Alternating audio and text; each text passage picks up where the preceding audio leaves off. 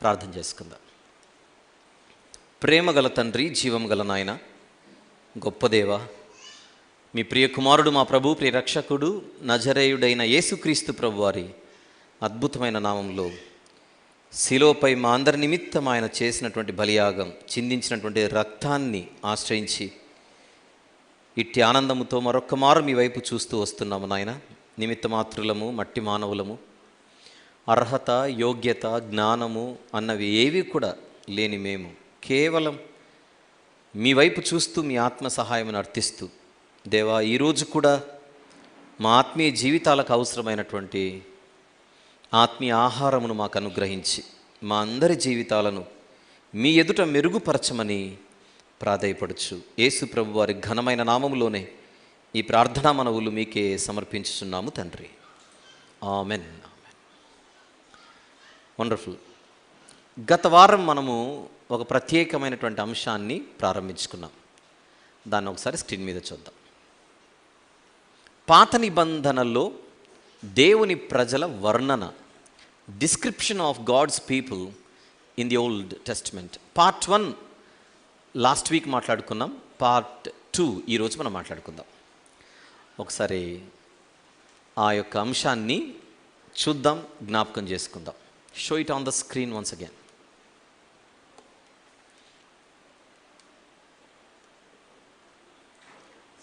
పాత నిబంధన, క్రొత్త నిబంధన అనే ఈ రెండు విభాగాలు ఏవైతే బైబిల్లో ఉన్నాయో, క్రొత్త నిబంధనకు ఛాయగా పాత నిబంధన ఉంటుంది. అందుకే పాత నిబంధన చదివేటప్పుడు క్రొత్త నిబంధన వెలుగులో చదువుతూ ఉండాలి. క్రొత్త నిబంధన చదివేటప్పుడు పాత నిబంధన పునాదిపై చదువుతూ ఉండాలి. అందుకే పాత నిబంధనను పునాదితో మనం పోలిస్తే క్రొత్త నిబంధనను భవనముతో పోల్చవచ్చు. పాత నిబంధన ఫౌండేషన్ అయితే క్రొత్త నిబంధన బిల్డింగ్. చెప్పండి, పునాది లేకపోతే భవనం బలంగా ఉంటుందా, కూలిపోతుందా? కూలిపోతుంది. అందుచేత క్రొత్త నిబంధన చదివేటప్పుడు మనం పాత నిబంధన పునాదిపై చదువుతూ ఉండాలి. అప్పుడే చాలా విషయాలు స్పష్టంగా మనకు అర్థమవుతూ ఉంటాయి. మనం ఎంతో బలపడుతూ ఉంటాం. దానిని మనసులో పెట్టుకొని క్రొత్త నిబంధనలో మనకు సంఘము కనబడుతోంది అని పోయిన వారం మనము జ్ఞాపకం చేసుకున్నాం. సంఘము అంటే ఎవరో కాదు, మనమే. విశ్వాసుల గృహము మనమే. క్రొత్త నిబంధనలోని సంఘానికి పాత నిబంధనలో కూడా ఒక సంఘం ఉంది. అది ఇశ్రాయేలీయుల సంఘం అయితే, పాత నిబంధనలోని ఆ సంఘము క్రొత్త నిబంధనలోని సంఘానికి సాదృశ్యంగా ఉంది అన్న విషయాన్ని ప్రారంభంలో నేను గుర్తు చేశాను పోయిన వారం మొదటి భాగంలో. ఈరోజు మనందరం కూడా సంఘముగా పిలువబడుతున్నాం, సంఘస్థులుగా పిలువబడుతున్నాం. మనం కేవలం సంఘము అనే పేరు కలిగిన వాళ్ళం మాత్రమే కాదు, మనందరం కూడా దేవుని ప్రజలం. దేవుని ప్రజలైన మనకు ఒక ఐడెంటిటీ ఉంది, గుర్తింపు. ఆ గుర్తింపును మనము ఎరిగి ఉండాలి. గుర్తింపేంటో మనకు తెలియకపోతే చాలా నష్టపోతాం. ఒక మనిషి తాను మనిషిని అని తనకు గుర్తున్నప్పుడే మనిషిలా బతుకుతాడు. తాను మనిషిని అనేటువంటి విషయాన్ని మర్చిపోతే ఒక మృగంగానో ఒక పశువుగానో మారిపోతాడు. గుర్తుండడం అన్నది ఎంత ముఖ్యమో అన్న సంగతి మరొక్క మారు ఇక్కడ గుర్తు చేస్తున్నాను. ఈ మధ్య మనము సంఘ సభ్యుల బాధ్యతలను తరచుగా మాట్లాడుతూ వస్తున్నాం. పోయిన వారం నేను చెప్పలేదేమో, ఇప్పుడు చెబుతున్నాను. ఇప్పుడు నేను మాట్లాడుతున్న ఈ అంశమంతా కూడా సంఘస్థుల కొరకే, మన కొరకే. గనుక మీలో సభ్యత్వం తీసుకున్నవారైనా సభ్యత్వం తీసుకొనని వారైనా అందరూ బాధ్యతగా ఈ యొక్క అంశాన్ని వినవలసిందిగా, ఆలోచించవలసిందిగా, తెలుసుకోవలసిందిగా, నేర్చుకోవలసిందిగా నేను మనవి చేస్తున్నాను. ఈ అంశము నాకు ప్లస్ మీకు మనందరికీ.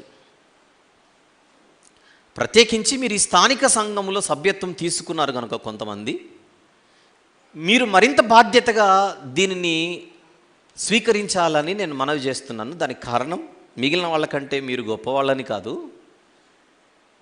మీ ద్వారా సంఘం ఎప్పుడు కూడా మరింత క్షేమకరమైన స్థితిలో ఉంటుంది అనే ఉద్దేశంతో.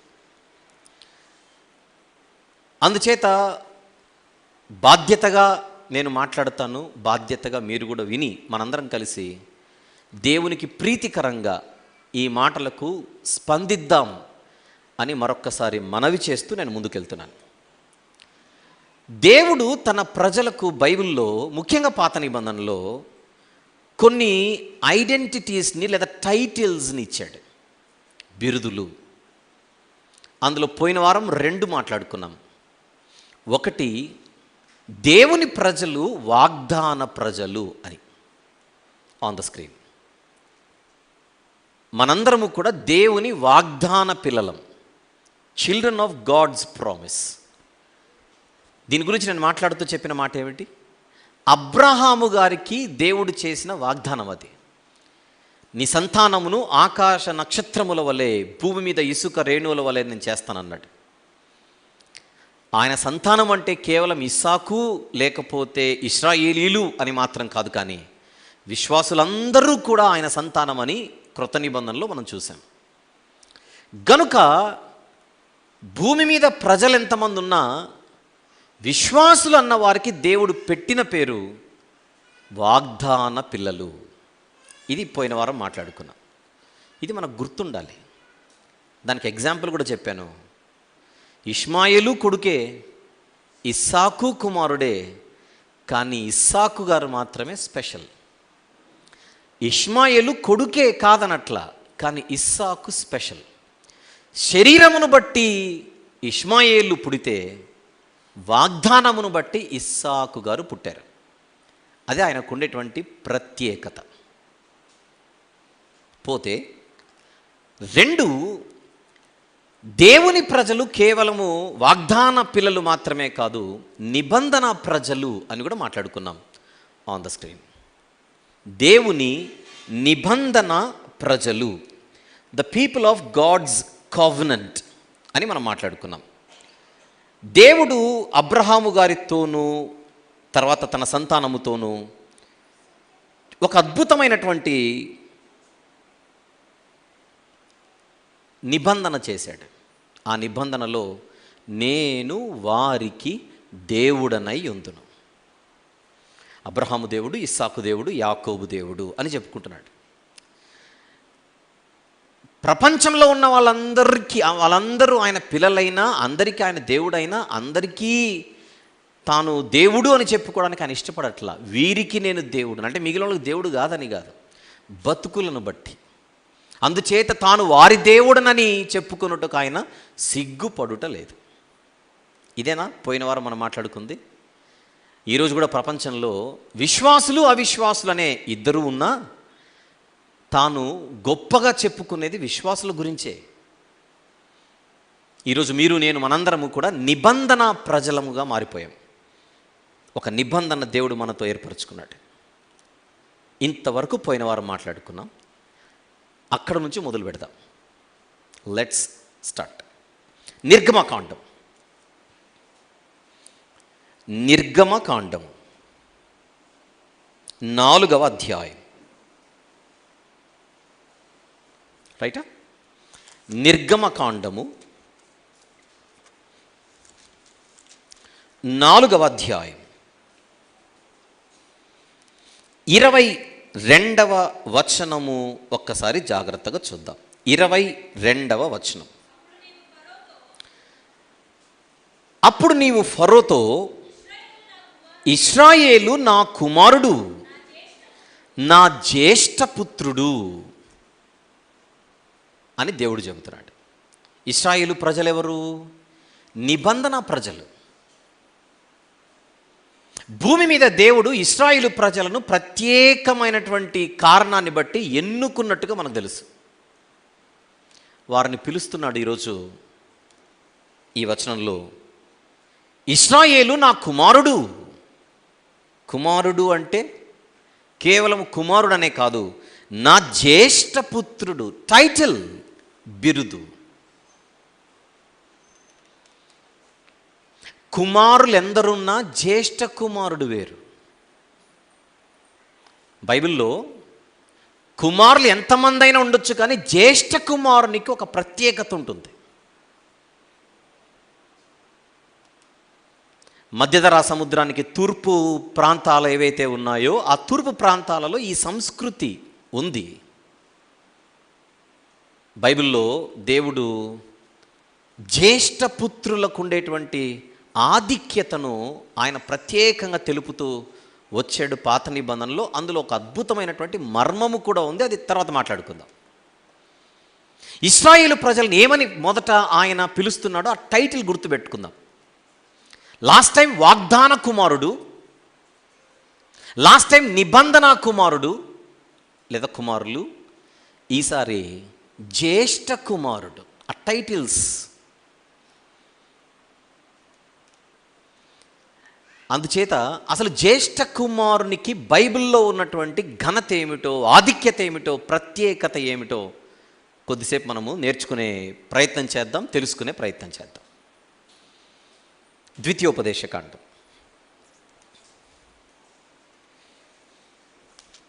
21వ అధ్యాయం. ద్వితీయోపదేశకాండము 21వ అధ్యాయం వ్రాసుకుంటుంటే 15వ వచనం నుండి 17వ వచనం వరకు, 15 to 17 వరకు రాసుకుందాం. ద్వితీయోపదేశకాండము 21వ అధ్యాయము 15 నుంచి 17 నేను చదువుతున్నాను. ప్రేమింపబడునది ఒకెతయు, ద్వేషింపబడునది ఒకెతయు. ఇద్దరు భార్యలు ఒక పురుషునికి కలిగి ఉండి, ప్రేమింపబడినదియు ద్వేషింపబడినదియు వాని వలన బిడ్డలు కని, జ్యేష్ఠ కుమారుడు ద్వేషింపబడిన దాని కొడుకైన ఎడల తండ్రి తనకు కలిగిన దానిని తన కుమారులకు స్వాస్థ్యముగా ఇచ్చున్నాడు. ద్వేషింపబడిన దాని కుమారుడైన జ్యేష్ఠునికి మారుగా ప్రేమింపబడిన దాని కుమారుని జ్యేష్ఠునిగా చెయ్యకూడదు. ఫస్ట్ ఆఫ్ ఆల్ మీరు పాయింట్ క్యాచ్ చేయండి. ఇద్దరు భార్యలు ఉన్నారు, ఇద్దరికి పిల్లలు ఉన్నారు. ఈ వ్యక్తికి ఒకరంటే ఎక్కువ ఇష్టం, ఒకరంటే అసలు పడదు. పడని భార్యకు మొదటి సంతానం, ప్రేమించిన భార్య కంటే ద్వేషించిన భార్య వలన మొదటి సంతానం కలిగితే నీ జీవితంలో ఆ బిడ్డే నీకు జ్యేష్ఠ కుమారుడు అవుతాడు, కానీ పొర్రపాటున కూడా ఇంకొకడు కాదు. జ్యేష్ఠుని జ్యేష్ఠునిగానే ఉంచాలి. ప్రేమింపబడిన దాని కుమారుని జ్యేష్ఠునిగా చెయ్యకూడదు, అతనికి మారుగా. 17వ వచనం. ద్వేషింపబడిన దాని కుమారునికి తండ్రి తన ఆస్తి అంతటిలో రెట్టింపు భాగమిచ్చి, ఎవరికి? జ్యేష్ఠునికి రెట్టింపు భాగమిచ్చి వానినే జ్యేష్ఠునిగా ఎంచవలెను, వీడు వాని బల ప్రారంభము గనుక జ్యేష్ఠత్వ అధికారము వీనిదే. జ్యేష్ఠత్వ అధికారము వీనిదే అంటే ఫస్ట్ ఆఫ్ ఆల్ ఒక క్లూ అయితే మనకు దొరుకుతోంది పాత నిబంధనలో. ఒక కుటుంబంలో ఇద్దరు కుమారులు, ముగ్గురు, నలుగురు, 10 మంది, ఎంతమంది ఉన్నా జ్యేష్ఠుడు స్పెషల్ అని దేవుడు తెలియజేస్తున్నాడు. కాసేపు ఇది స్వార్థం కదండి, దేవుడు ఎందుకు అలా చేశాడని అడగకుండా దీని వెనుక ఒక మర్మం ఉంది అనే విషయాన్ని క్లూ ఇచ్చాను కనుక ఫైనల్గా అక్కడికి వద్దాం. కాకపోతే ముందుగా జ్యేష్ఠ కుమారులకు దేవుడిచ్చిన ఆధిక్యతను మనము బైబిల్లో చూద్దామని ఈ వచనాన్ని ముందుగా నేను చూపించడం జరిగింది. ఏమిటది? ఆస్తిలో రెట్టింపు భాగం. అది రాసుకోండి. Double portion of inheritance. మిగిలిన వాళ్ళందరికీ 1 వంతు ఇస్తే జ్యేష్ఠుడికి మాత్రం 2 వంతులు ఇవ్వాలి. రెట్టింపు భాగం. ద్వితీయోపదేశకాండం 21వ అధ్యాయము 15వ వచనం నుండి 17వ వచనం వరకు మనం చూస్తున్నాం. ఇకపోతే ఇదే 17వ వచనంలో కేవలం ఆస్తిని మాత్రమే కాదు కానీ, ఎక్స్క్యూజ్ మీ, ఆస్తిని మాత్రమే కాదు నీ జ్యేష్ఠునికి ఇవ్వవలసింది, రెట్టింపు. మరొకటి చెబుతున్నాడు అక్కడ. ఏమిటది? అధికారం. జ్యేష్ఠత్వ అధికారం అన్నాడు చూడండి, ఉందా? జ్యేష్ఠత్వాధికారము అన్నాడు 17వ వచనంలో. అధికారాన్ని నాయకత్వంతో కూడా మనం పోల్చితే, నీ కుటుంబానికి నీ జ్యేష్ఠ కుమారుడు లీడర్ అంటున్నాడు పాత నిబంధనలు. కేవలం ఆస్తిని మాత్రమే రెట్టింపు భాగం తీసుకొని వెళ్ళిపోవడం కాదు. He has to lead. నీ కుటుంబాన్ని నీ తర్వాత నడిపించవలసినటువంటి నాయకుడే నీ పెద్ద కుమారుడు.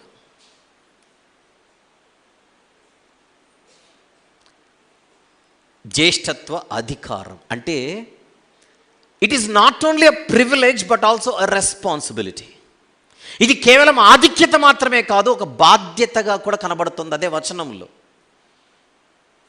జ్యేష్ఠునికి రెట్టింపు ఆస్తి భాగాన్ని ఇవ్వడం మాత్రమే కాదు, ఆ జ్యేష్ఠుడు అధికారాన్ని కలిగి ఉండాలి. అధికారం అంటే కుర్చీ వేసుకొని కాళ్ళ మీద కాలు వేసుకొని నాకు అది తీసుకుని ఇది తీసుకొని చెప్పడం కాదు. నీ కుటుంబాన్ని నీ పెద్ద కుమారుడు లీడ్ చేయాలి. ఆ బాధ్యత, అథారిటీ, నాయకత్వ అధికారం, నాయకత్వ బాధ్యత.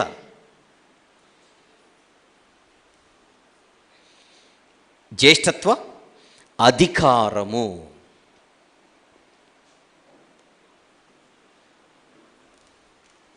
అంటే కుటుంబ వ్యవస్థను కూడా దేవుడు పాత నిబంధనలో చాలా నీట్గా చూపిస్తున్నాడు. ఒక అద్భుతమైన మర్మం ఉందని చెప్పి నేను ఫైనల్గా వస్తాను. కానీ ఈలోపు మనం నేర్చుకోవాల్సిన చాలా లెసన్స్ అక్కడ కనపడుతున్నాయి. అంటే పెద్ద కుమారుడు ఎవరు అని అడిగితే కుటుంబంలో తండ్రి తర్వాత తండ్రి అంతటి వాడు. అది దేవుడు చూపిస్తున్నటువంటి మాట. కుటుంబానికి తండ్రి ఎలాగనో ఆ తండ్రి తర్వాత నెక్స్ట్ ఫాదరే పెద్ద కుమారుడు. అంటే ఇది చాలా గంభీరమైన బాధ్యత అన్నమాట. తండ్రి బలహీనుడైనా, తండ్రి మరణించిన కుటుంబానికి తండ్రిగా నిలబడవలసినటువంటి వ్యక్తి జ్యేష్ఠుడు. మనం మాట్లాడుకుంటున్న అంశం పాత నిబంధనలో దేవుని ప్రజల వర్ణన, అది ఓకే. కానీ అలా ప్రయాణం చేస్తుంటే మధ్యలో చాలా లెసన్లు మనకు దొరుకుతున్నాయి ఇక్కడ. ఇప్పుడు నేను అడుగుతున్నాను, పాత నిబంధనకు మాత్రమే ఈ బాధ్యత వర్తిస్తుందా? క్రొత్త నిబంధన యుగంలో ఉన్న వారికి వర్తించదా అని నేను అడుగుతున్నాను జనరల్గా. అంటే పాత నిబంధనలోనే కుటుంబాలు ఉన్నాయా, క్రొత్త నిబంధనలో లేవా అని అడుగుతున్నాను.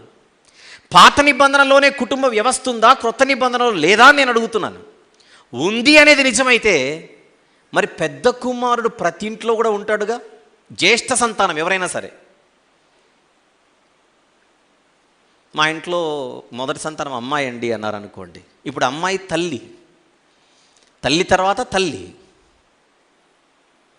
కొడుకైతే తండ్రి తర్వాత తండ్రి. అంటే ఈరోజు స్పెషల్గా జ్యేష్ఠులకు ఒక స్పెషల్ లెసన్ వెళ్తోంది.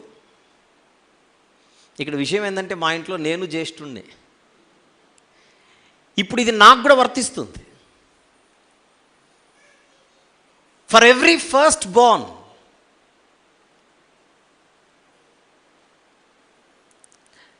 మన కుటుంబాలలో పిల్లలు ఎంతమంది ఉన్నా, తమ్ముళ్ళు ఎంతమంది ఉన్నా, చెల్లెళ్ళు ఎంతమంది ఉన్నా, పెద్దోడికి ఇప్పుడు ఇదేదో బాగుందిరా నాయన ఆస్తిలో డబుల్ పోర్షన్ అంటున్నాడు, కానీ ఆస్తి మర్చిపోండి. నేను మాట్లాడుతున్నది ఆస్తి గురించి కాదు, రెస్పాన్సిబిలిటీ గురించి.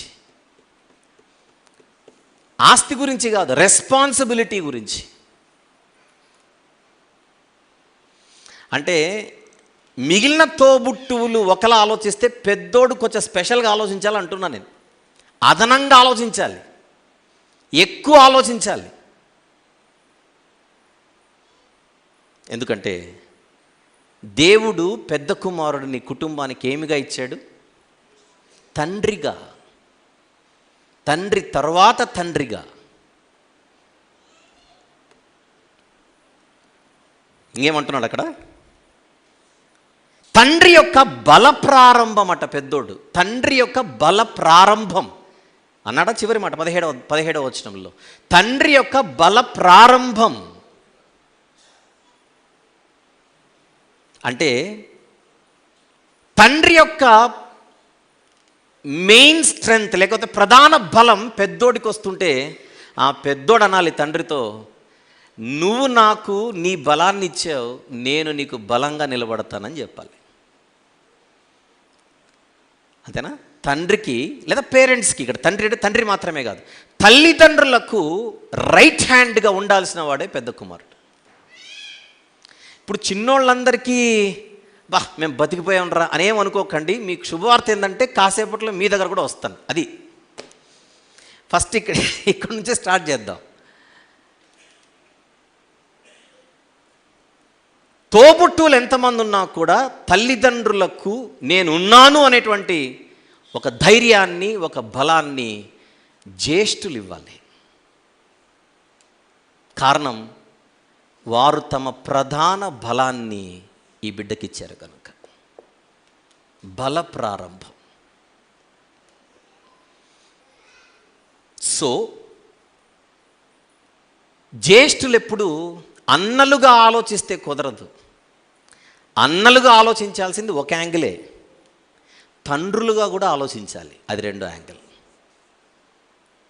ఇది దేవుడు జ్యేష్ఠులకిచ్చిన ఒక అద్భుతమైనటువంటి నాయకత్వ బాధ్యతలు. 17వ వచనం మళ్ళీ, ద్వేషింపబడిన దాని కుమారునికి తండ్రి తన ఆస్తి అంతటిలో రెట్టింపు భాగం ఇచ్చి, అది ఆస్తి, రెట్టింపు బాధ్యతనిచ్చి కూడా, భాగం మాత్రమే కాదు, కిందికి వచ్చేస్తే ఏం కనపడుతుంది, పైన కింద చూస్తే బాధ్యత.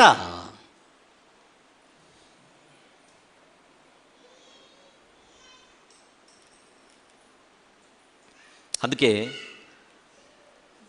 ఎప్పుడు కూడా పెద్ద కుమారులు ముఖ్యంగా తోబుట్టువులను చూసేటప్పుడు ఒక కంటితో అన్నగా చూసి మరొక కంటితో తండ్రిగా చూడగలిగితే కుటుంబము చాలా సమస్యల్లో నుంచి బయటపడుతూ ఉంటుంది. అలా ఈరోజు అన్ని కుటుంబాలలో ఉన్నారో లేదో అన్నది ప్రతి ఒక్కరూ పరిశీలించుకోవాల్సిందిగా మనవి చేస్తున్నాను. నేను చెప్పింది కరెక్ట్ అన్నోళ్ళు చేయొద్దండి, ఫస్ట్ తర్వాత మాట్లాడదాం. కరెక్టేనా? పెద్ద కుమారుడికి ఎక్స్ట్రా రెస్పాన్సిబిలిటీ ఉంటుందని. వండర్ఫుల్. ఇప్పుడు సంగతి ఏంటంటే, పెద్ద కుమారునికి అదనపు బాధ్యత ఉంటుంది, అది దేవుడిచ్చిన బాధ్యత అనేది నిజమైతే పెద్ద కోడలకు కూడా ఉంటుందిగా ఈ లెక్కన.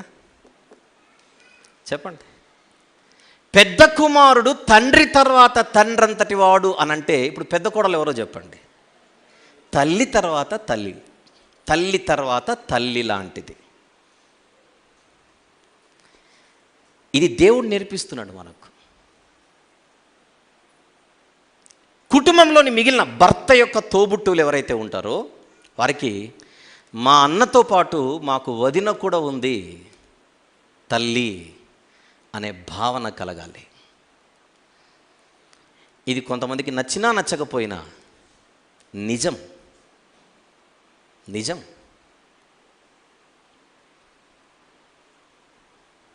కొడుకులు తండ్రులై కుటుంబానికి, కోడళ్ళు తల్లులై, బలహీన దశలో ఉండేటువంటి వృద్ధులు ఎవరైతే ఉంటారో వారికి ధైర్యముగా భరోసాగా నిలబడవలసినటువంటి ఒక కుటుంబ వ్యవస్థను దేవుడు నేర్పిస్తున్నాడు.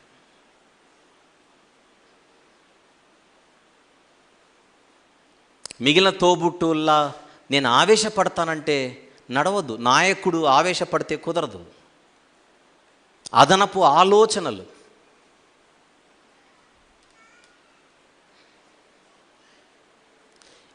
ఇప్పుడు ఇంకొక గుడ్ న్యూస్ చెప్పనా?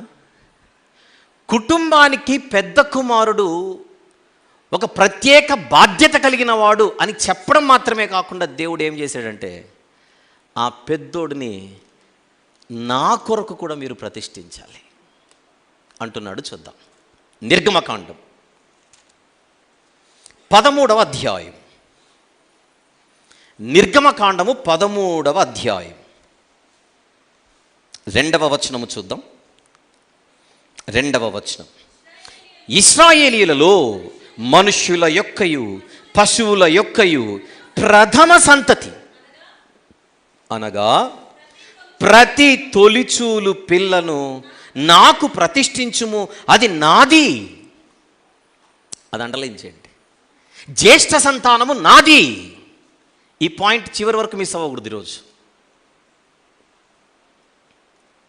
మనుష్యుల యొక్కయు పశువుల యొక్కయు ప్రథమ సంతతి అనగా ప్రతి తొలిచూలు పిల్లను నాకు ప్రతిష్ఠించుము, అది నాది.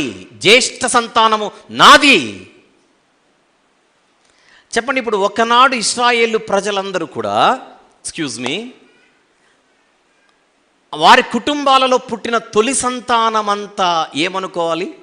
మేము దేవుని వారము.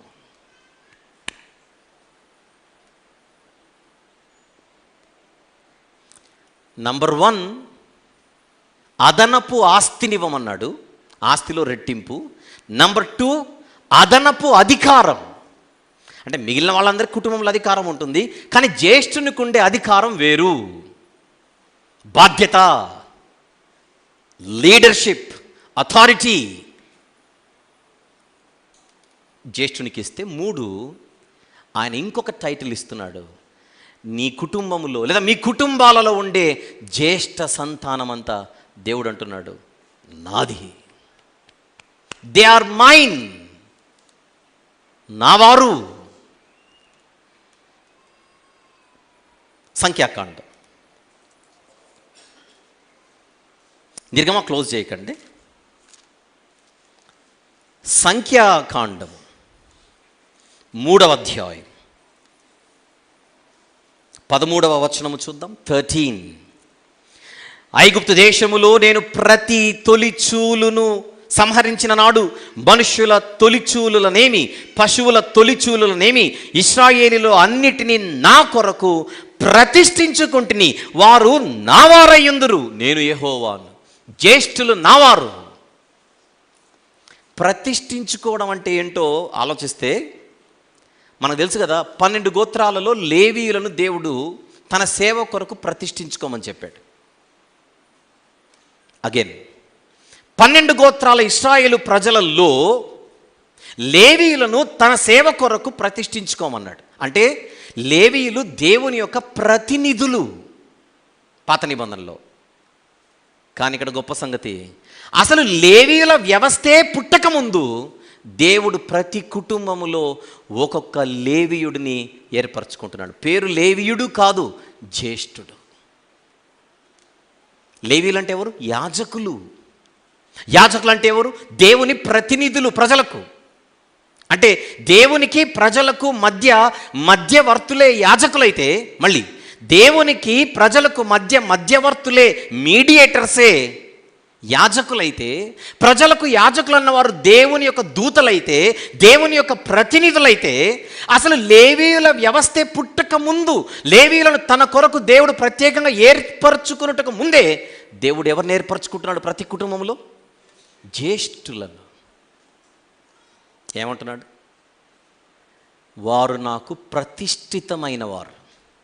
అంటే చెప్పకనే నా యాజకులు, నా దూతలు, నా ప్రతినిధులు.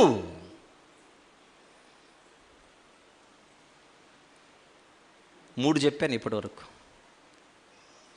రెట్టింపు భాగం ఆస్తిలో, తండ్రి తర్వాత తండ్రి యొక్క బాధ్యత వీరికే ఉంది. నంబర్ 3, ఇది మాత్రమే కాదు, వారు spiritual leaders in the family. అంటే ఆధ్యాత్మిక నాయకులు. పట్టుకున్నారు లేదో పాయింట్? కుటుంబం విషయంలో బాధ్యతలు మాత్రమే తీసుకోవడం మాత్రం కాదు, కుటుంబం ఎలా నడవాలి ఏంటి అది మాత్రమే కాదు, అసలు మీ కుటుంబాలకు మీ పెద్ద కుమారులు ఆత్మీయ నాయకులు అంటున్నాడు, స్పిరిచువల్ లీడర్స్.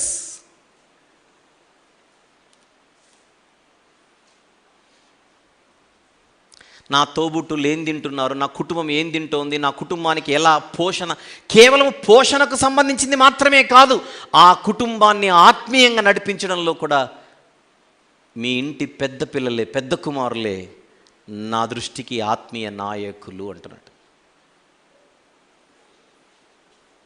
ఇది యూనివర్సల్ ట్రూత్. ఇది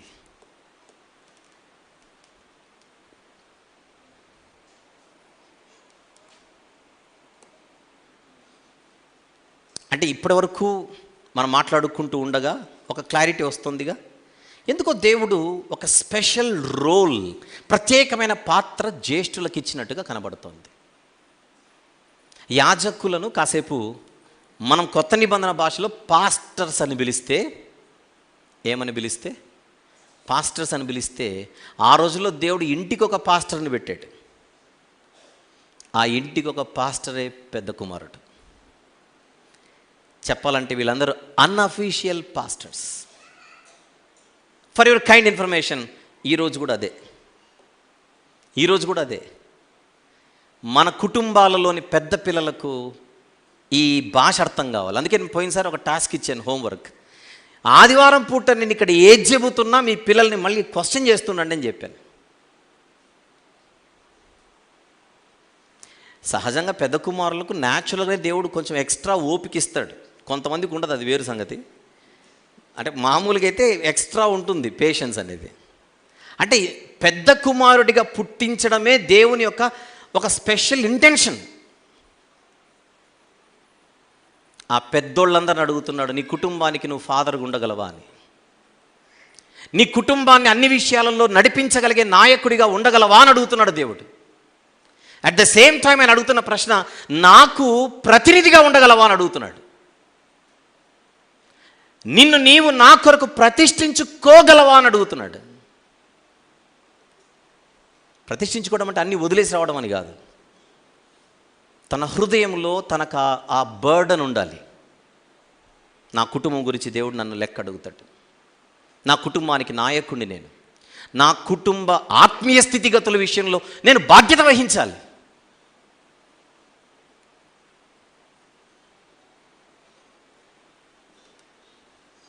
పెద్దోడే దారి తప్పితే వెనకలున్న వాళ్ళకు చాలా కష్టం.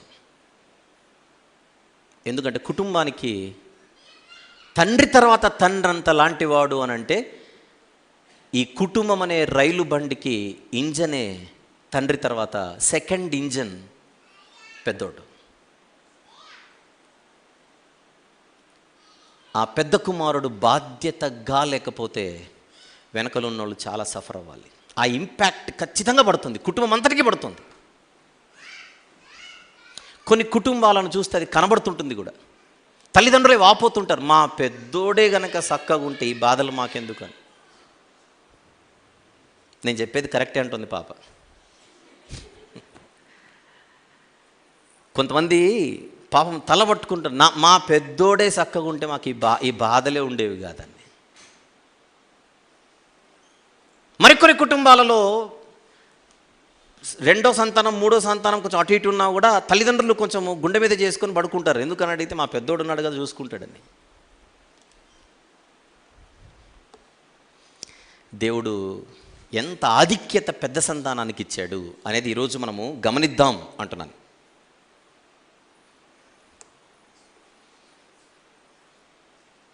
ఇది గుర్తించిన వాడే యాకోబు గారు. ఇది గుర్తించని వాడే ఏశావు గారు. దేవుడు తనకిచ్చిన ఆధిక్యతను ఐడెంటిఫై చేయలేకపోయాడు ఏశావు. ఈ ఏశావు గురించి బైబిల్ ఏమంటుందో చూద్దాం. హెబ్రీ పత్రిక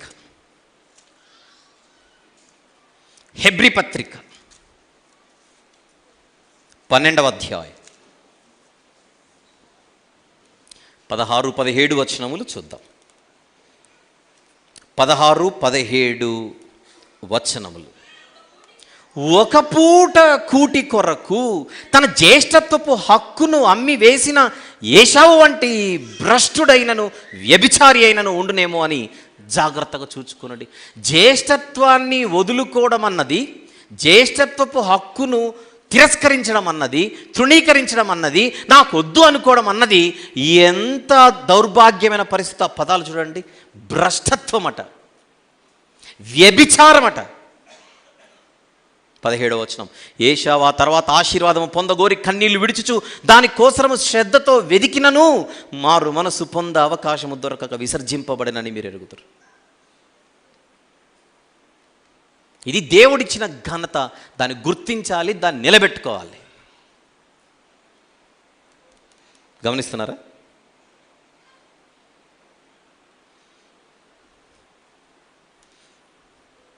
నన్నే ఎందుకు పెద్దోడిగా పుట్టించాడు అని ఒకనాడు కయీను ఆలోచించలేదు, ఒకనాడు ఏశావు ఆలోచించలేదు. ఇద్దరు జ్యేష్ఠులే.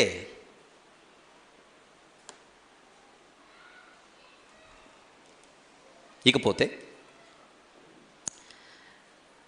ఎన్ని చెప్పాను ఇంతవరకు? నంబర్ వన్ ఆస్తిలో రెట్టింపుకు అర్హుడు. ఇప్పుడు ఆస్తి గొడవలు వద్దు. బైబిల్లో ఏముందో తెలుసా? నాకే ఎక్కువ అని గొడవలు దిగకూడదు. ఆస్తి ఒకటి మర్చిపోదాం. బాధ్యతల గురించి మాట్లాడదాం. కుటుంబానికి లీడర్. నంబర్ 3 స్పిరిచువల్ లీడర్, ఆధ్యాత్మిక నాయకుడు. ఎక్స్క్యూజ్ మీ, ముందుకెళ్దాం. నంబర్ 4 జ్యేష్ఠులకు ఉన్న మరొక అద్భుతమైనటువంటి బాధ్యతే చూద్దాం. ఏది దిద్దాం? దినవృత్తాంతముల గ్రంథం. దినవృత్తాంతముల మొదటి గ్రంథం, క్షమించండి, 5వ అధ్యాయం.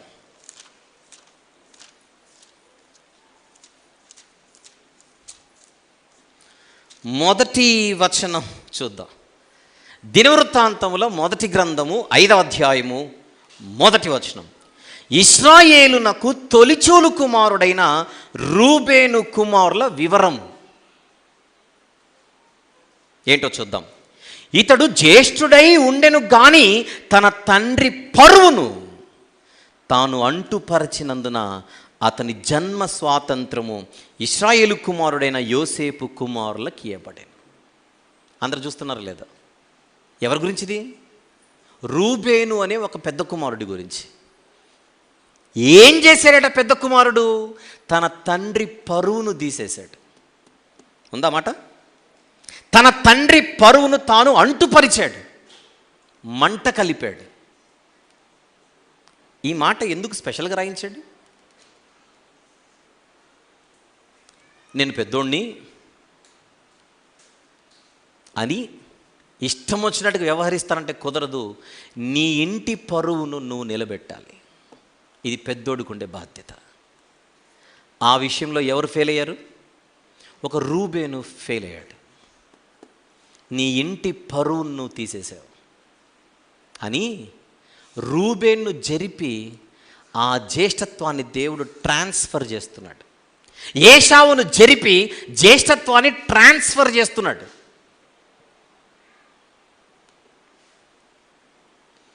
అంటే ఇచ్చిన స్థానాన్ని, ఇచ్చిన ఆధిక్యతను జ్యేష్ఠులు ఏం చేయాలి? నిలబెట్టుకోవాలి. బైబిల్లో ఒక సిస్టమ్ ఉంది. సర్వాధికారం దేవుండి కనుక అవసరమైతే ట్రాన్స్ఫర్ చేసేస్తాడు జ్యేష్ఠత్వాన్ని. ఇష్మాయిలు పెద్దోడు, ఇస్సాకే జ్యేష్ఠుడు. ఎందుకు? వాగ్దాన పుత్రుడు. ఈయన శరీరమును బట్టి పుట్టాడు, ఈయన వాగ్దానమును బట్టి పుట్టాడు. వయసులో ఇస్సాకు గారు చిన్నోడైన ఆధిక్యత ఇస్సాకుకే ఇచ్చాడు.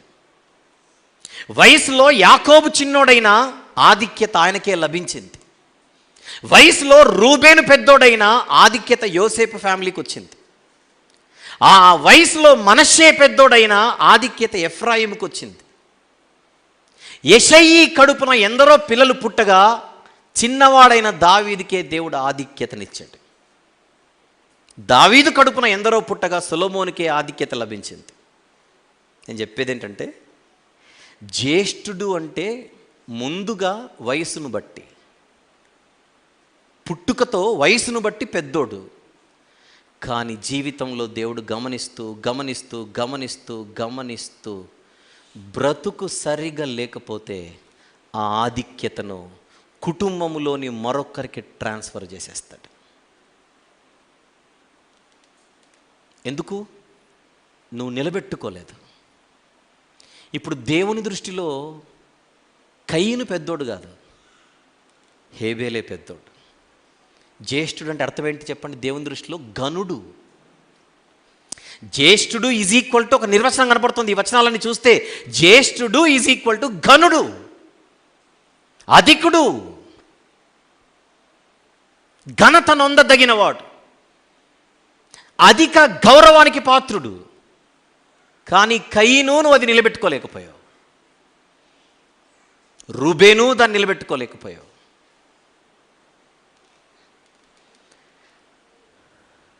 ఇది దేవుని సిస్టమ్. నచ్చాలి, దేవునికి మన జీవితం నచ్చాలి. ఇప్పుడు దేవుడు ఎవరితోనైనా నేను కయీను దేవుడును అని చెప్పుకోవడానికి ఇష్టపడతాడా, హేబేలు దేవుడు అని చెప్పుకోవడానికి ఇష్టపడతాడా? హేబేలు దేవుడే. కయీనుకు దేవుడు కాదా అంటే దేవుడే, కానీ కయీను ఏమిగా మారిపోయాడు? దుష్టుని సంబంధిగా మారిపోయాడు.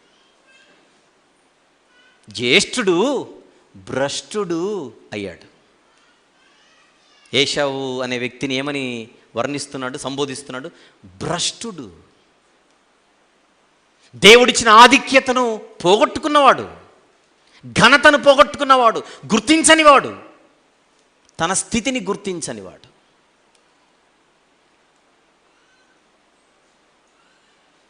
చెప్పండి, ఇప్పుడు జ్యేష్ఠత్వము అనేది నంబర్ 1 పుట్టుకను బట్టి వస్తుంది, లేదా వయసును బట్టి.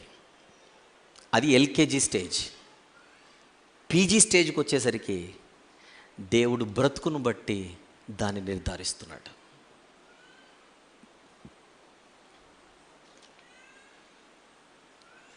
జ్యేష్ఠులు దేవుని ఎదుట ఘనులుగా కనబడాలి. గనులుగా కనబడనప్పుడు జ్యేష్ఠులుగా దేవుడు వారిని చూడడు. ఈ పిక్చర్ అందరికి అర్థమైందా? నేను చెప్పింది ఈ పిక్చర్ అందరికి అర్థమైందా? అవసరమైతే జ్యేష్ఠత్వాన్ని ఏం చేస్తున్నాడు దేవుడు? రద్దుపరుస్తున్నాడు.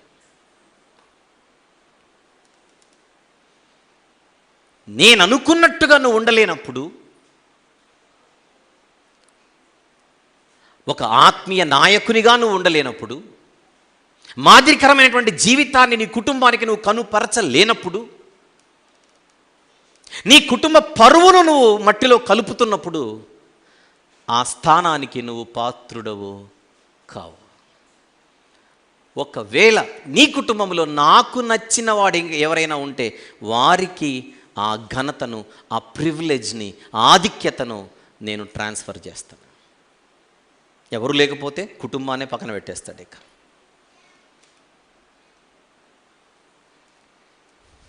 ఇప్పుడు నేను చెప్పిందంత మనసులో పెట్టుకొని, జ్యేష్ఠుడు అంటే ఘనుడు అన్న నిర్వచనం మనసులో పెట్టుకుంటే, ఇప్పుడు నేను చూపించబోయే ఒక వచనం ఈజీగా అర్థమైపోతుంది. చూద్దాం. రోమా పత్రిక,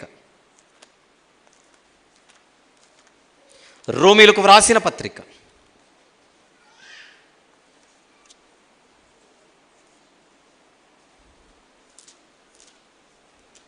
8వ అధ్యాయం.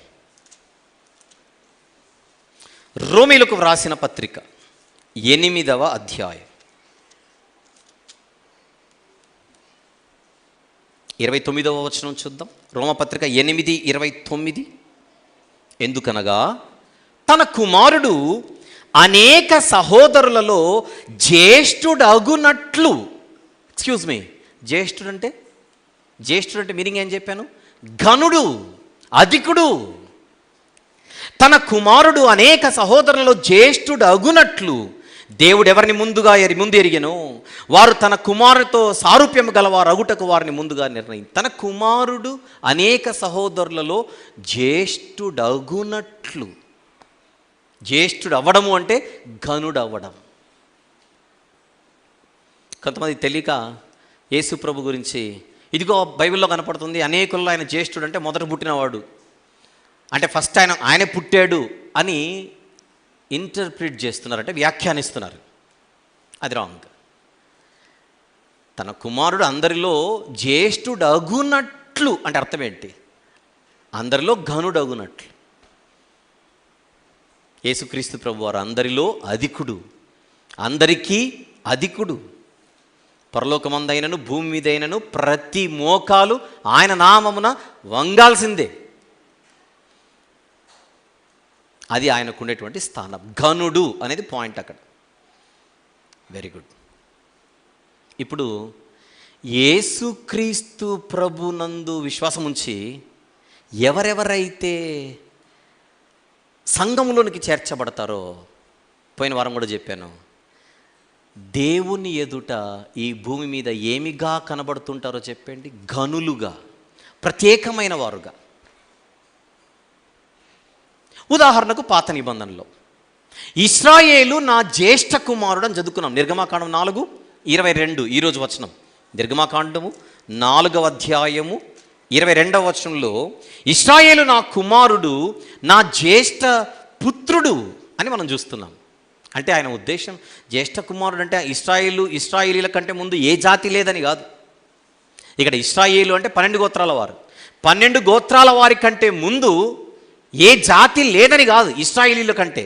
కానీ ఎన్ని జాతులున్నా అన్ని జాతులలో ఈ జాతి ఘనమైన జాతి, గొప్ప జాతి, ప్రత్యేకమైన జాతి. ఎవరి దృష్టిలో? దేవుని దృష్టిలో. లాస్ట్ టైం చెప్పాను, అపోస్తలుల కార్యములు 7వ అధ్యాయంలో అరణ్యంలో ఉన్న సంఘమది. గుర్తుందా? 7వ అధ్యాయంలో అపోస్తలుల కార్యములు అరణ్యములో ఉన్న సంఘం. ఆ సంఘములో ఉన్న వారిని ఏమని పిలుస్తున్నాడు? వీరందరూ నాకు జ్యేష్ఠులు, అంటే ఘనులు. ప్రపంచంలో ఎంతమంది ప్రజలున్నా వీరే నా దృష్టిలో అధిక ఆధిక్యత కలిగిన వారు.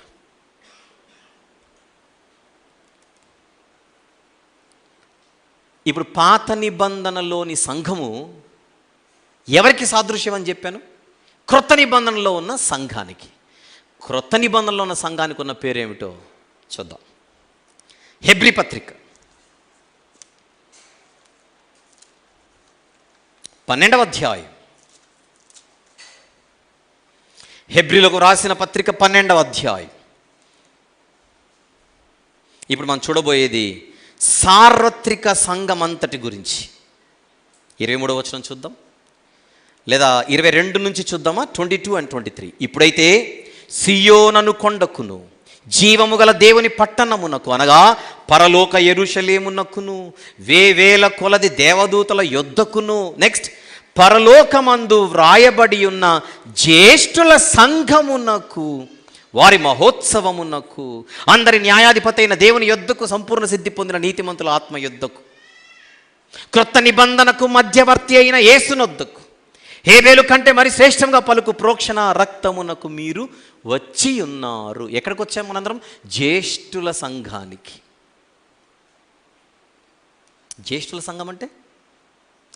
సంఘం అంటే పెద్ద కుమారుల సంఘం అని కాదు. ఇక్కడ జ్యేష్ఠుల సంఘంలో కయ్యను ఉంటాడు, జ్యేష్ఠుల సంఘంలో రూబేను ఉంటాడు, జ్యేష్ఠుల సంఘంలో ఏషావు ఉంటాడని రాసుకోకూడదు. ఈ జ్యేష్ఠులు వేరు. ఎవరి జ్యేష్ఠులు? ఘనులు, దేవుని దృష్టిలో ఘనులు. జ్యేష్ఠుల సంఘములో హేబేలు ఉంటాడే కానీ కయ్యను ఉండడు. ఎందుకు? దేవుని దృష్టిలో కయ్యను నీచుడిగా మారిపోయాడు, హేబేలు గారు అధికుడిగా, ఘనుడిగా మారిపోయాడు. అంటే జ్యేష్ఠుల సంఘము అంటే విశ్వాసుల సంఘం, నీతిమంతుల సంఘం, ఘనుల సంఘం. మరి పాత నిబంధనలో నిర్గమకాండములోను సంఖ్యాకాండములోను జ్యేష్ఠ సంతానాన్ని ఏమని పిలిచాడు దేవుడు? నాది అన్నాడు.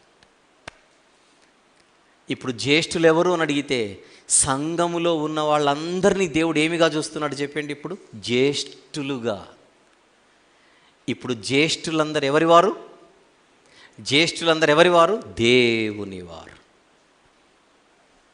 యేసుక్రీస్తు ప్రభును ఎవరైతే రక్షకునిగా స్వీకరించి పాపక్షమాపణ నిమిత్తము ఆయన రక్తములో తమ జీవితాలను కడుక్కొని ఉదుకుకొని సంఘంలోనికి ప్రవేశిస్తారో దేవుడు వారి మెడలో ఒక బిరుదు పెడుతున్నాడు.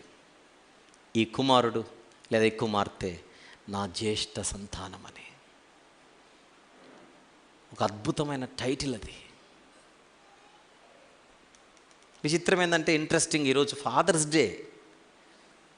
ఆయన అంటున్నాడు మనందరితో, I am your father and you are my son, you are my child. ఎంత అద్భుతమైనటువంటి విషయం. ఇశ్రాయేలు నా జ్యేష్ఠ కుమారుడు. ఇంకొక 2 వచనాలు చూద్దామా? హోషేయ గ్రంథం 11:1 మొదటి వర్తమానంలో విన్నాం. హోషేయ గ్రంథం 11వ అధ్యాయం 1వ వచనం. ఇశ్రాయేలు బాలుడై ఉండగా నేను అతని ఎడల ప్రేమ కలిగి నా కుమారుని ఐగుప్తు దేశములో నుండి పిలిచితిని. I'm your parent, I'm your father అంటున్నాడు. మలాకీ గ్రంథం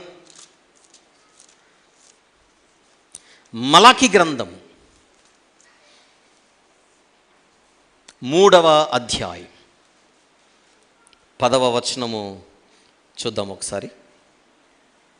10వ వచనం. మనకందరికీ తండ్రి, ఫాదర్ ఒక్కడే కాడా?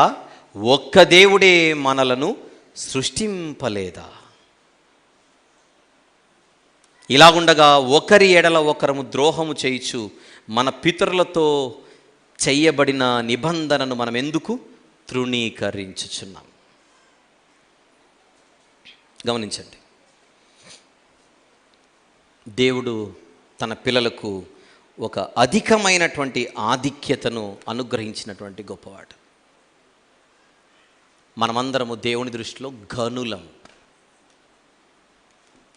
లాస్ట్ వీక్ మనము 2 టైటిల్స్ గురించి మాట్లాడుకున్నాం. నంబర్ 1 వాగ్దాన ప్రజలం, నంబర్ 2 నిబంధన ప్రజలం, నంబర్ 3 ఆన్ ద స్క్రీన్ దేవుని జ్యేష్ఠ పుత్రులం. మనందరం దేవుని జ్యేష్ఠ పుత్రులం. All right, God's first born children మనమందరం. ఇప్పుడు ఎక్స్క్యూజ్ మీ, ఫైనల్ పాయింట్కి వచ్చేద్దాం. ఒక కుటుంబంలో పెద్ద కుమారుని పాత్ర ఏమిటో మనకు అర్థమైనప్పుడు, ఏమిటది? బాధ్యత. ఇక్కడ విషయం ఏంటంటే, ఇప్పుడు జాగ్రత్తగా వినండి. నేను ఫస్ట్ చెప్పాను ఆస్తిలో రెట్టింపు భాగము జ్యేష్ఠులకు లభిస్తుంది అని. అగైన్, ఆస్తిలో రెట్టింపు భాగము జ్యేష్ఠులకు తండ్రి ఇవ్వాలి అని చెప్పాడు పాత నిబంధనలో. రైట్, ఇప్పుడు మనందరము కూడా జ్యేష్ఠులం కనుక మిగిలిన పిల్లలందరికీ, అంటే ప్రపంచంలో ఉన్న వాళ్ళందరికీ మనతో పాటు ఈ సృష్టిని దేవుడు ఆస్తిగా ఇచ్చాడు. అయితే మనకు మాత్రమే రెట్టింపు, డబల్ పోర్షన్ ఏంటని అడిగితే, ఈ లోకముతో పాటు దేవుడు పరలోకాన్ని కూడా, నిత్య జీవాన్ని కూడా ఆయన ఎక్స్ట్రాగా ఇవ్వబోతున్నాడు. ఇది జ్యేష్ఠులకు మాత్రమే దక్కే అద్భుతమైన స్పెషల్ పోర్షన్. ఇప్పుడు మీ కుటుంబాలలో ఎవరైనా నేను 2వ సంతానము, 3వ సంతానము, 4వ సంతానం బాధపడాల్సిన అవసరం లేదు. దేవునికి మనందరము కూడా ఏమైపోయాం? ఇప్పుడు ప్రథమ సంతానం అయిపోయాం. ఆయన మనకు తండ్రి, ఆయన మనకు డబుల్ పోర్షన్ ఇస్తాడు. ఈ లోకములో మనం బ్రతకడానికి అందరితో పాటు ఒకటి ఇచ్చాడు. దీనితో పాటు అదనంగా డబుల్ పోర్షన్ మనం పొందుకోబోతున్నాం. దట్ ఈజ్ ఇటర్నల్ లైఫ్, నిత్య జీవం. Very good. ఇప్పుడు మనందరికీ ఆస్తిలో రెట్టింపు భాగం మాత్రమే ఉందా? రెట్టింపు బాధ్యత కూడా ఉందా ఈ భూమి మీద? అది మీరు చెప్పాలి. మనం కేవలం ఆస్తిలో భాగస్థులం మాత్రమే కాదు, దేవుని ఆస్తిలో భాగస్థులం మాత్రమే కాదు, దేవుని పనిలో బాధ్యత కలిగిన వారు. అంటే లోకమంతా ఒకలా ఆలోచిస్తుంటే మనం మరొకలా ఆలోచించగలగాలి అదనంగా. అంటే లోకానికి మీరే వెలుగై ఉన్నారు, లోకానికి మీరే ఉప్పై ఉన్నారన్న మాటలు జ్ఞాపకం చేసుకుంటే, లోకానికి మనమే తండ్రులుగా, తండ్రిలా ఆలోచించవలసినటువంటి బాధ్యత. యేసుక్రీస్తు ప్రభు ఈ లోకానికి వచ్చినప్పుడు కాపరి లేని గొర్రెల వలె ఉన్నారని, మందలా ఉన్నారని వారిని చూసి కనికరపడ్డాడట. అవునా? ఇది అదే పనిగా చెబుతున్న మెసేజ్ కాదు. అనుకోకుండా ఫాదర్స్ డే రోజున ఫాదర్లీగా మనం ఉండాలని హెవెన్లీ ఫాదర్ మనకు చెబుతున్నాడు ఈరోజు. మనందరం కూడా తండ్రులుగా మారాల్సినటువంటి అవసరం ఉంది. అంటే పేరెంట్స్గా, పేరెంట్స్ టు ద సొసైటీ. సమాజాన్ని చూసి జాలిపడుతూ, సమాజాన్ని చూసి కనికరపడుతూ, అయ్యో వీరు కూడా సత్యం తెలుసుకుంటే బాగుంటుందనేటువంటి ఆలోచన భారము కలిగి ఒక బాధ్యత మనము పోషించాలి. ఈ స్పిరిచువల్ లీడర్షిప్ని దేవుడు మనకిచ్చాడు. అందుకే ఈ లోకంలో దేవునికి మనము రిప్రజెంటేటివ్స్, ప్రతినిధులం, యాజకులం. చీకటిలో నుండి ఆశ్చర్యకరమైన తన వెలుగులోనికి మనల్ని పిలిచిన వాని గుణాతిశయములను ప్రచురము చేయు నిమిత్తము మనందరం కూడా ఏర్పరచబడిన వంశమును, రాజులైన యాజక సమూహమును, పరిశుద్ధ జనమును, దేవుని సొత్తైన ప్రజలమై ఉన్నాం. జ్యేష్ఠులం కనుక ఇన్ని టైటిల్స్ మనకు వచ్చేస్తున్నాయి. మీరు నా వారు అంటున్నాడు దేవుడు, నా ప్రతినిధులు అంటున్నాడు దేవుడు, నా యాజకులు అంటున్నాడు దేవుడు, నాకు ప్రాతినిధ్యం వహించమంటున్నాడు దేవుడు.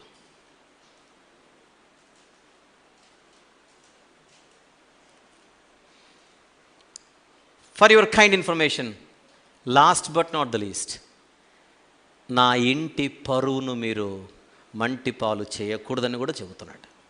అంతేనా? ఏదో ప్రసంగాలు చేయడం మాత్రమేనా దేవుడు మనకు చెప్పింది? మొదటి సంతానానికి రూబేనులా ఇంటి పరువును తీయకుండా మీరు బతకాలి. ఈరోజు మనందరము కూడా మన ఇల్లు ఏమిటి? దేవుని ఇల్లు, సంఘం. మన వలన సంఘానికి పేరు రావాలే కానీ పేరు పోకూడదు.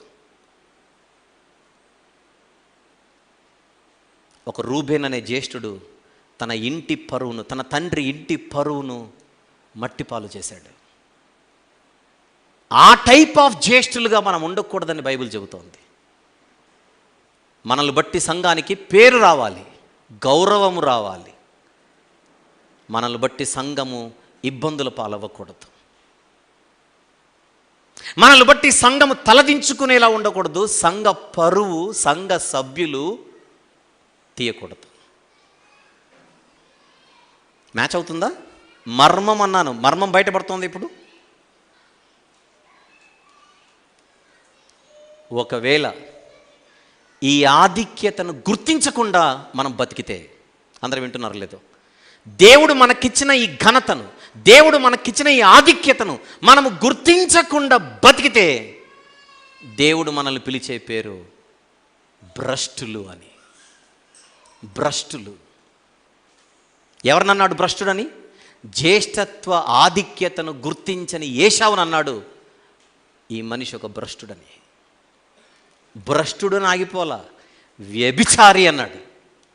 ఎంత పెద్ద పదాలు ఇవే. ఈరోజు దేవుడు మనకిచ్చిన ఆధిక్యతను గుర్తించి ఆయన అనుకున్నట్టుగా మనం ఉండకపోతే, మన ఆధిక్యత నిలబెట్టుకోకపోతే, ఏశావుకు ఉపయోగించబడిన పదాలు దేవుడు మనకు వాడతాడు. ఈ జ్యేష్ఠత్వ ఆధిక్యతను నిలబెట్టుకుందాం. సంఘ సభ్యులందరికీ ఈ మాటలు దేవుడు నాతో పాటు మనందరికి ఇస్తున్నటువంటి సూచనలుగా, హెచ్చరికలుగా, ఉపదేశాలుగా, బుద్ధి మాటలుగా వీటిని మనము స్వీకరించాలి. ఎవరైనా ఇంకా ఈ జ్యేష్ఠుల సంఘములోనికి రాకుండా ఇంకా వెలుపటే ఉంటే, సంఘములోనికి రాకుండా ఇంకా లోకములోనే ఉంటే, మీరు త్వరితగతిన ఈ జ్యేష్ఠుల సంఘములోనికి రావాలని ఈ సందేశం ద్వారా దేవుడు ఆహ్వానం కూడా పలుకుచున్నాడు. ఆలోచిద్దాం, మన ఆధిక్యత నిలబెట్టుకుందాం. దేవుని ఎదుట తల ఎత్తుకొని నిలబడేలా మనం జీవిద్దాం ఆయన సహాయంతోనే. ఇంకా ఎన్నో బిరుదులు దేవుడు మనకిచ్చాడు. వచ్చేవారం మరికొన్ని మాట్లాడుకుందాం. ఇది 2వ భాగం. వచ్చేవారం 3వ భాగం మాట్లాడుకుందాం. అందుకే ఒక్కసారి అంశాన్ని చూపిస్తాడు మరి ఇంకొకసారి ఆన్ ద స్క్రీన్. పాత నిబంధనలో దేవుని ప్రజల వర్ణన అన్నదానికి నేను ఇంకొక టైటిల్ ఇచ్చాను లాస్ట్ సండే. దేవుని మదిలో సంఘ ప్రత్యేకత లేదా సంఘ విశిష్టత అని కూడా ఇచ్చాను. అది కూడా మీరు ప్యారలల్గా రాసుకోమని కూడా చెప్పాను. ఆ 2 నడవాలి మైండ్లో. ప్రార్థన చేసుకుందాం. ప్రేమగల తండ్రి, జీవము గల నాయన, మహిమగల రాజా, నాయన మీరు మమ్మల్ని ప్రేమించి మాకు ఇచ్చినటువంటి ఈ ఆధిక్యతను బట్టి స్తుతిస్తున్నాం. మమ్మల్ని మీరు జ్యేష్ఠులుగా అనగా ఘనులుగా మీరు చూస్తున్నారు. ఇంత ఘనతను దేవా మీరు మాకు అనుగ్రహించినందుకు స్తుతులు చెల్లిస్తూ, అది నిలబెట్టుకొని బ్రతికే శక్తిని సామర్థ్యమును మీరే అనుగ్రహించి అనేక మందికి సమాజంలో మేము దీవెనకరంగా ఉండలాగున మమ్మల్ని దీవించమని యేసు ప్రభు వారి పుణ్యనామములో ఈ ప్రార్థన మీకే సమర్పించుచున్నాము తండ్రి. ఆమెన్.